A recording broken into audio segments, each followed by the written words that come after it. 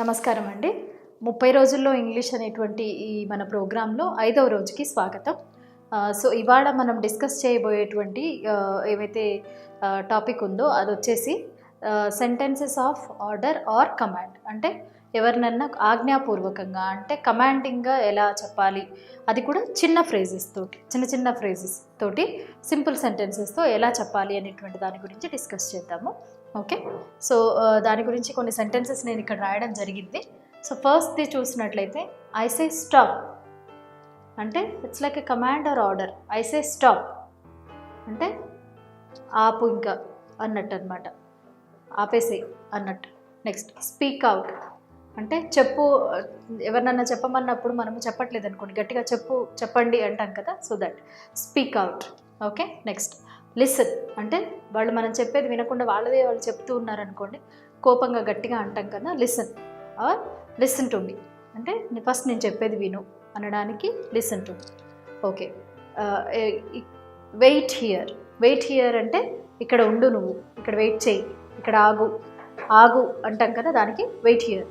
Okay, next come here అంటే ఇక్కడికి రా అనడానికి కమ్ హియర్. లుక్ హియర్ అంటే చూడు, ఇక్కడ చూడు. టేక్ ఇట్ తీసుకో. కమ్ నియర్ అంటే దగ్గరగా రా. నెక్స్ట్ వెయిట్ అవుట్ సైడ్ అంటే బయట వెయిట్ చేయి అనడానికి. నెక్స్ట్ గో అప్ పైకి వెళ్ళు. ఓకే, సో మీరు ఈ సెంటెన్సెస్లో గమనించినట్లయితే కనుక ఇక్కడ ఎక్కడ మీకు సబ్జెక్ట్ అనేటువంటిది లేదు. అంటే ఎవరిని ఉద్దేశించి అంటున్నారని కానీ లేదా ఎవరు అంటున్నారని కానీ లేదు, సింపుల్గా ఉన్నాయి. బట్ స్టిల్ అంటే కొన్ని చోట్ల ఉంది సబ్జెక్ట్. ఓకే, అంటే ఇవి ఎవరిని ఉద్దేశించి చెప్తున్నట్టు, ఇండైరెక్ట్గా యూ అంటే ఐమ్ టెలింగ్ టు యూ అనేటువంటిది ఇక్కడ ఇండైరెక్ట్గా అర్థమవుతుంది. ఇవి కంప్లీట్ సెంటెన్సెస్ కాకపోయినప్పటికీ కానీ ఇవి కరెక్ట్ సెంటెన్సెస్. అంటే మొత్తం చూడటానికి చిన్న వర్డ్స్ లాగా ఉన్నా కూడా ఒక మొత్తం పూర్తి వాక్యం అంతా మీనింగ్ ఇచ్చేటువంటి సెంటెన్సెస్ అనమాట. అంటే ఒక కంప్లీట్ సెంటెన్స్ లాగా మీనింగ్ఫుల్ సెంటెన్సెస్ ఇవి. ఓకే, సో నెక్స్ట్వి చూద్దాము మనము. నెక్స్ట్ సెంటెన్స్ చూడండి, గో డౌన్ అంటే కిందకి వెళ్ళు, నువ్వు కిందకి వెళ్ళు అన్న మీనింగ్ అనమాట. ఓకే, నెక్స్ట్ గెట్ ఆఫ్ అంటే పైకి లే, గెట్ ఆఫ్ మీన్స్ పైకి లేగి అన్న meaning.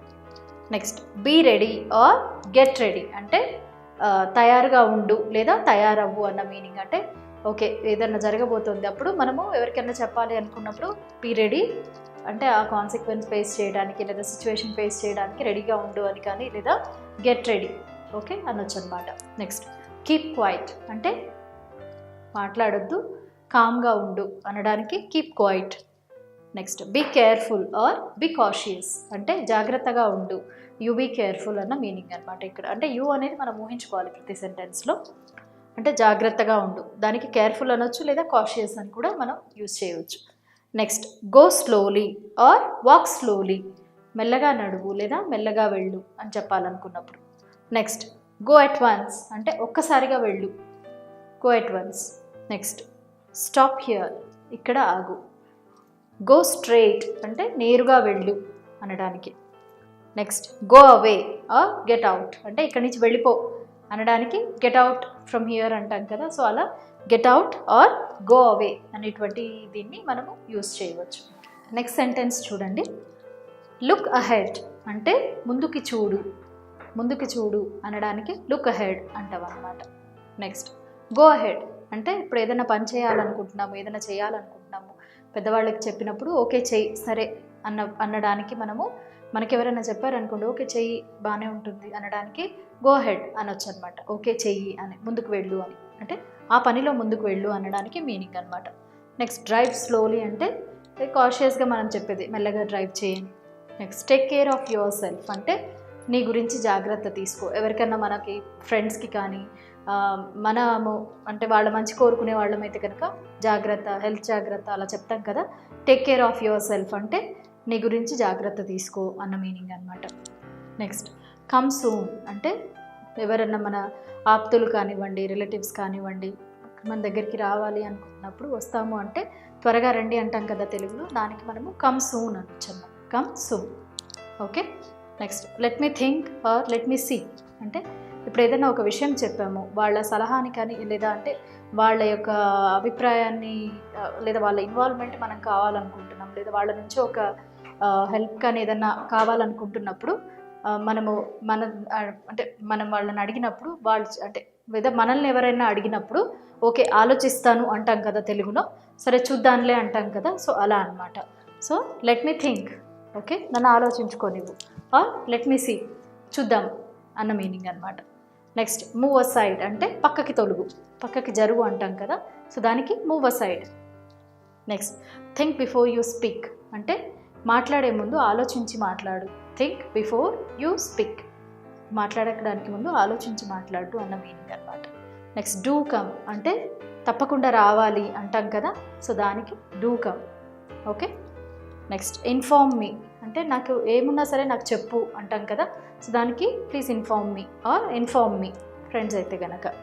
Next don't cut jokes అంటే పరాచకాలు ఆడొద్దు అంటాం కదా, ఎగతాళి చేసినట్టుగా కొంచెం జోవియల్గా ఎవరైనా పరాచకాలు ఆడుతున్నారనుకోండి, నాతో పరాచకాలు ఆడొద్దు అనటానికి డోంట్ కట్ జోక్స్ అనొచ్చు అనమాట. మనం ఎగతాళిగా ఏమన్నా అంటున్నారనుకోండి మనం ఏదనగా, అప్పుడు డోంట్ కట్ జోక్స్ అనేటువంటి సెంటెన్స్ యూజ్ చేయవచ్చు.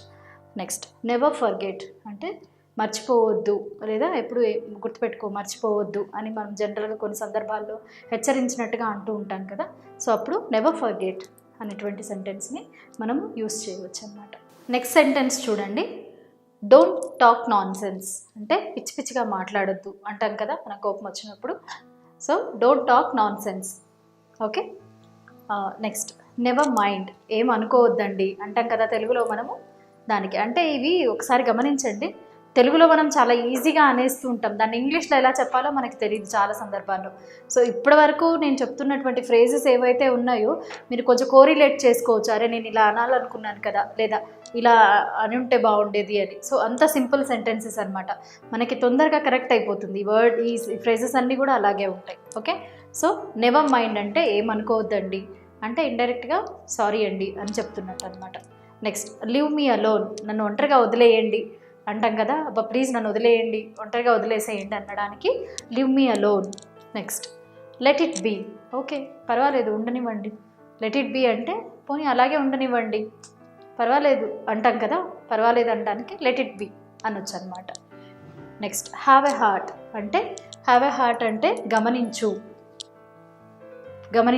అనడానికి హ్యావ్ ఎ హార్ట్ అనాలి. నెక్స్ట్ హోల్డ్ ఆన్ అంటే ఆగు, స్టాప్ అనడానికి ఇంకొకటి hold on. If somebody is talking continuously you can tell them instead of telling stop you can tell hold on, ఆగండి ఒక నిమిషం అనొచ్చు. నెక్స్ట్ డోంట్ వరీ అంటే పర్వాలేదు బాధపడవద్దు, don't worry. Next come to the point don't beat about the bush అంటే ఎందుకు తిప్పి మాట్లాడడం, కమ్ టు ద పాయింట్ అంటే ఏం చెప్పాలనుకుంటున్నావో చెప్పు డైరెక్ట్గా. ఇండైరెక్ట్గా మాట్లాడుతూ ఉంటారు కదా కొంతమంది, అలాంటప్పుడు మనకు ఆ సెంటెన్స్ అనడం రాదు కదా, so that time you can use this sentence don't beat about the bush, come to the point don't beat about the bush. Okay. Next don't be silly అంటే అలా సిల్లీగా ఉండొద్దు. సిల్లీ అంటే ఎలా అంటే కొంతమంది వాళ్ళ ఏజ్కి తగ్గట్టుగా కాకుండా చిన్నపిల్లల్లాగా లేక వెకిలిగా ఉంటారు కదా, అంటే వెకిలిగా ఉండకు అనడానికి డోంట్ బీ సిల్లీ అనొచ్చు అనమాట. Next follow me or come with me అంటే నేను చేసినట్టుగా చెయ్యి లేదా నన్ను అనుకరించు నాతో పాటు రా అనటానికి, అంటే నేనేం చేస్తున్నానో అది చెయ్యి అనటానికి follow me or come with me okay అని అనొచ్చు. ఓకే. లేదా ఎప్పుడన్నా పార్టీలో నాతో జాయిన్ అవ్వు లేదా వెళ్ళడానికి కూడా కమ్ జాయిన్ విత్ మీ అని కూడా అనొచ్చు అనమాట, అంటే నాతో పాటు రా అనటానికి. సెంటెన్స్ చూడండి, work while you work and play while you play అంటే పని చేసేటప్పుడు పని చెయ్యి అంటే ఎప్పుడు ఏ పని చేయాలో ఆ పని చెయ్యి అని, అంటే పని చేసేటప్పుడు పని చేయండి ఆడుకునే టైంలో ఆడుకోండి అన్నట్టు, అంటే ఎప్పుడు ఏ టైంలో ఏ పని చేయాలి అనేది కరెక్ట్గా చేయండి అన్న meaning. Next strike the iron when it is hot అంటే ఇది కూడా ఒక సామెత లాంటిదేనండి, అంటే అదును చూసి కొట్టాలి అంటారు కదా, అంటే కరెక్ట్గా టైం చూసి అనాలి లేదా టైం చూసి కొట్టాలి అనడానికి ఒక మీనింగ్ అనమాట ఇది. Strike the iron when it is hot అంటే వేడిగా ఉన్నప్పుడే కొట్టాలి దాన్ని. నెక్స్ట్ వెకేట్ ద ప్లేస్ అంటే ఇక్కడి నుంచి వెళ్ళిపో అనడానికి vacate the place, go away అన్నాం కదా ఇందాక, సో అలాగే ప్లీజ్ గో ఫ్రమ్ హియర్ అనడానికి వెకేట్ ద ప్లేస్ అని కూడా మనం అనొచ్చు. నెక్స్ట్ మైండ్ యువర్ వర్డ్స్ అంటే జాగ్రత్తగా మాట్లాడు, మాట్లాడే వర్డ్స్ ఆలోచించు. అంటే తప్పుగా మాట్లాడుతున్నారు అనుకోండి ఎవరన్నా, జాగ్రత్తగా మాట్లాడు అంటాం కదా తెలుగులో, అప్పుడు ఇంగ్లీష్లో mind your words. Or hold your tongue అంటే జాగ్రత్తగా మాట్లాడడానికి ఇది కూడా ఇంకొక meaning, hold your tongue. Next mind your business అంటే ఎవరన్నా అనవసరంగా మన మీద కల్పించుకుంటున్నారు అనుకోండి మనం చేసే పనులు కానీ, అంటే నీ పని నువ్వు చూసుకో అంటాం కదా, సో దానికి మైండ్ యువర్ బిజినెస్ అనొచ్చు అనమాట. Next have faith in your self అంటే నీ మీద నీకు నమ్మకం ఉంచుకో, అంటే కాన్ఫిడెంట్గా ఉండు. కొంతమంది ఏదైనా పని చేయడానికి వాళ్ళకి భయం వేస్తూ ఉంటుంది ప్రతిదానికంటే, వాళ్ళ కేపబిలిటీ అనేది వాళ్ళకి తెలియదు, అంటే వాళ్ళు ఏం చేయగలరు అనేటువంటిది వాళ్ళకి అవగాహన ఉండదు. అంటే భయపడుతూ నేను చేయగలను లేదో అలా ఎవరన్నా ఫీల్ అవుతున్నప్పుడు ధైర్యం చెప్పడానికి బీ కాన్ఫిడెంట్ అంటాం కదా, సో అలాంటి దానికి have faith in your self అంటే నీపైన నీకు నమ్మకం ఉంచుకో అన్నట్టు, నువ్వు చేయగలవు అన్న meaning. Next speak your mind అంటే మనసులో మాట చెప్పు, మనసులో ఏముందో చెప్పు అనడానికి స్పీక్ యువర్ మైండ్ అనాలి మనం. Next don't be so formal అంటే మరీ అంటే ప్రతిదానికి కొంతమంది అంటే గారు ఎక్కువగా గౌరవించేసినట్టుగా అలా చేస్తారు కదా, మనం ఒకవేళ వాళ్ళని క్లోజ్గా ఫీల్ అవుతున్నాం, ఫ్రెండ్స్ లాగా ఫీల్ అవుతున్నప్పుడు డోంట్ బీ సో ఫార్మల్ అంటే అంత మరీ ఇదిగా ఉండకండి అన్నట్టు మనము డోంట్ బీ సో ఫార్మల్ అని చెప్పొచ్చు అనమాట. సో ఇక్కడున్న సెంటెన్స్ చూడండి, థ్యాంక్స్ ఫర్ యువర్ హాస్పిటాలిటీ అంటే మీ ఆదరణకు ధన్యవాదాలు. అంటే ఇప్పుడు మనము ఎవరింటికన్నా వెళ్ళాం, వాళ్ళు మనం బాగా చూసుకున్నారు, ఆదరించారనుకోండి, దానికి మనం కృతజ్ఞతగా చెప్పాలనుకున్నప్పుడు థ్యాంక్స్ ఫర్ యువర్ హాస్పిటాలిటీ, మీరు ఇంత బాగా చూసుకున్నందుకు థ్యాంక్స్ అండి అని చెప్పొచ్చు అనమాట. నెక్స్ట్ సెంటెన్స్ చూడండి, డొనేట్ జనరస్లీ అంటే మనస్ఫూర్తిగా దానం చేయండి అనడానికి ఈ సెంటెన్స్ అనమాట. నెక్స్ట్ ప్లీజ్ హెల్ప్ మీ, ఇది చాలా సింపుల్ సెంటెన్స్, నాకు హెల్ప్ చేయండి అనడానికి బదులుగా మీరు సింపుల్గా ఇంగ్లీష్లో please help me, please help me. Okay. Next be careful, you be careful అనమాట, జాగ్రత్తగా ఉండు అని. Next lend me a hand please అంటే lend me a hand please అంటే డైరెక్ట్ మీనింగ్ తీసుకోకూడదండి. అంటే ఇప్పుడు తనకి ఒక పని అంటే పనిలో సహాయం కావాలి లేదా ఆర్థిక సహాయం కావాలి అనుకోండి, అలాంటప్పుడు please lend me A helping hand అంటాం. సో అలాగే ఇక్కడ lend me a hand please అంటే నీ వంతు సహాయం నాకు ఏదైనా చేయగలిగితే చెయ్యి అనడానికి అనమాట. నెక్స్ట్ ట్రై టు అండర్స్టాండ్, ఎవరైనా చెప్తుంటే వినట్లేదు అనుకోండి, ప్లీజ్ అర్థం చేసుకో, నేను చెప్పేది అర్థం చేసుకో అంటాం కదా, దాన్ని ట్రై టు అండర్స్టాండ్, అర్థం చేసుకో అనడానికి అంటాం అనమాట. నెక్స్ట్ డూ కమ్ అగెయిన్ అంటే మళ్ళీ రా, ఎవరైనా ఫ్రెండ్స్ మన దగ్గరికి వచ్చి కలిసి వెళ్ళిపోయేటప్పుడు మళ్ళీ రా, మళ్ళీ వీలైనప్పుడు రండి అంటాం కదా, సో అలాంటప్పుడు మనము డూ కమ్ అగెయిన్, మళ్ళీ తప్పకుండా రండి అన్న meaning. Next keep in touch, keep in touch అనేది రెగ్యులర్గా మాట్లాడేది, టచ్లో ఉండు అంటాం కదా, అంటే కాంటాక్ట్లో ఉండు రెగ్యులర్గా అని, so keep in touch. Next better luck next time అంటే ఒకళ్ళు ఏదో ట్రై చేశారు, మిస్ అయింది ఈ టైం, సో నెక్స్ట్ టైం సాధిద్దు కానిలే, పర్వాలేదు నెక్స్ట్ టైం చూద్దాంలే అనడానికి బెటర్ లక్ నెక్స్ట్ టైం, మళ్ళీ ఈసారి ట్రై చేద్దు కానీ అన్న మీనింగ్ తోటి మనము బెటర్ లక్ నెక్స్ట్ టైంని యూస్ చేయవచ్చు. So next sentences of request అనేటువంటిది చూడండి. సెంటెన్సెస్ ఆఫ్ రిక్వెస్ట్ అంటే ఏం లేదండి, ఇప్పటిదాకా నేను మీకు కమాండ్ ఆర్ ఆర్డర్లో ఒక ఆల్మోస్ట్ 50 దాకా స్మాల్ సెంటెన్సెస్ ఆఫ్ ఫ్రేజెస్ చెప్పాను కదా, సో దానికి ముందుగా మీరు ప్లీజ్ అనే ఒక వర్డ్ని యాడ్ చేయడం వల్ల అవన్నీ కూడా రిక్వెస్ట్లు అయిపోతాయి అన్నమాట. సో అంత సింపుల్ ఇంగ్లీష్ లాంగ్వేజ్ అనేటువంటిది, జస్ట్ ఒక వర్డ్ యాడ్ చేయడం వల్ల మొత్తం సెంటెన్స్ అనేటువంటిది కమాండ్ నుంచి రిక్వెస్ట్కి మారిపోతుంది. సో అలా కొన్ని ఎగ్జాంపుల్ కోసం కొన్ని సెంటెన్సెస్ రాశాను నేను, చూడండి. ప్లీజ్ ట్రై అగెయిన్ అంటే మళ్ళీ ప్రయత్నించు, ఎవరైనా ఏదైనా చేసి ఓడిపోతున్నారు లేదా చేయలేకపోతున్నారు అంటే please try again. Next please wait a bit or please wait for some time అంటే కొద్దిసేపు వెయిట్ చేయండి అంటాం కదా, దానికి please wait a bit or please wait for some time అనొచ్చు. నెక్స్ట్ ప్లీజ్ కమ్ ఇన్, ఇది చాలా కామన్గా వాడేది, ప్లీజ్ కమ్ ఇన్ రండి, లోపలికి రండి. Okay. Next please be seated అంటే దయచేసి కూర్చోండి అంటాం కదా, దానికి please be seated. Next please reply answer చెప్పండి లేదా బదులు ఇవ్వండి అనడానికి please reply. Next please stay a little longer అంటే కొంచెం ఎక్కువసేపు ఉండండి అనడానికి please stay a little longer అని అంటామన్నమాట. Next please don't embarrass, please don't embarrass me అంటే నన్ను ఇబ్బంది పెట్టొద్దు అనడానికి ప్లీజ్ డోంట్ ఎంబరాస్ మీ అని అంటాం. నెక్స్ట్ ప్లీజ్ డోంట్ ట్రబుల్ మీ, ఇది కూడా నన్ను ట్రబుల్ చేయొద్దు, ఇబ్బంది పెట్టొద్దు అనడానికి ప్లీజ్ బీ పొలైట్ అంటే కాస్త మర్యాదగా మాట్లాడండి, లేదా అంత మాట్లాడేటప్పుడు సౌమ్యంగా మాట్లాడండి అనడానికి ప్లీజ్ బీ పొలైట్ అనేటువంటి సెంటెన్స్ని యూజ్ చేయవచ్చు. సో ఇది మనం ఈ 5th క్లాస్లో నేర్చుకున్నటువంటి కొన్ని రకాల సెంటెన్సెస్ అండ్ ఫ్రేజెస్. ఇవి తప్పకుండా మీకు యూజ్ అవుతాయండి.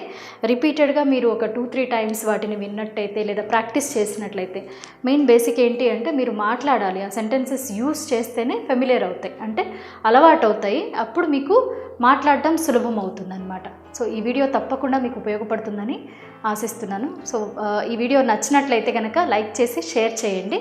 మరిన్ని వీడియో అప్డేట్స్ కోసము మా ఛానల్ని సబ్స్క్రైబ్ చేసుకోండి.